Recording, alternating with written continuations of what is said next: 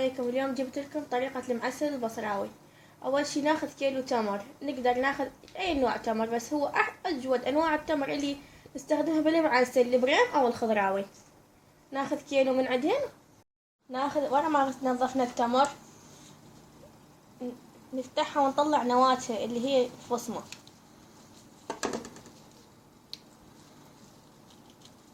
ونحط بمكانها لوزة.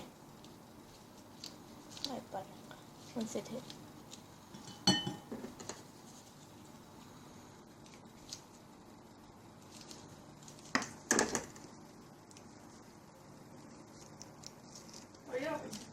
اللوز ناخذه 150 جرام اللي نحشي بيه المعسل.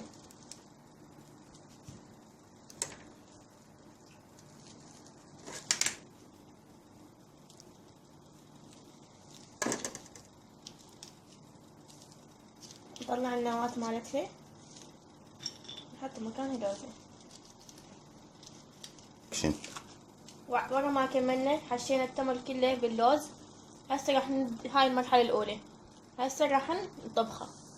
واكو طريقة ثانية للمعسل بدون حشوة، خليها بالنواة مالتها بس نشلع العنق مالتها.